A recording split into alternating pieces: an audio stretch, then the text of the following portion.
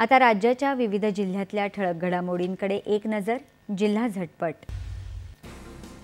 हिंगोली जिल्ह्यात आज आणि उद्या विशेष मतदार नोंदणी अभियान राबवलं जात असून यामध्ये सहभागी होण्याचं जिल्हाधिकाऱ्यांचं मतदारांना आवाहन.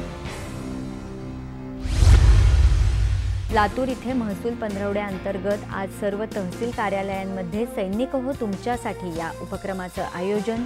महसूल संबंधित तक्रारीचा आढावा घेऊन आवश्यक कार्यवाही करणार. सिंधुदुर्ग जिल्ह्यातल्या कणकवली, कुडाळ, सावंतवाडी मतदारसंघाचे जनता दरबार अनुक्रमे 12, 13, 14 ऑगस्ट रोजी सकाळी 10 ते संध्याकाळी 5 वाजेपर्यंत होतील. जिल्ह्याच्या पालकमंत्र्यांची माहिती.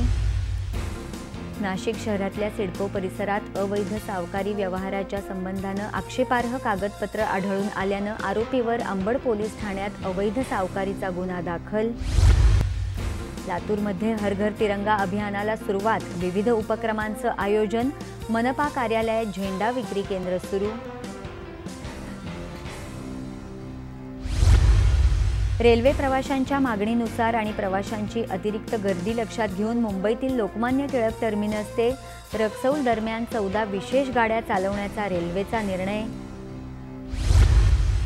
पुण्यातील सदाशिव पेठेत भाजपच्या आमदार उमा कापरे यांनी घरोघरी झेंडा वाटप करून हर घर तिरंगा अभियानाचा केला प्रारंभ.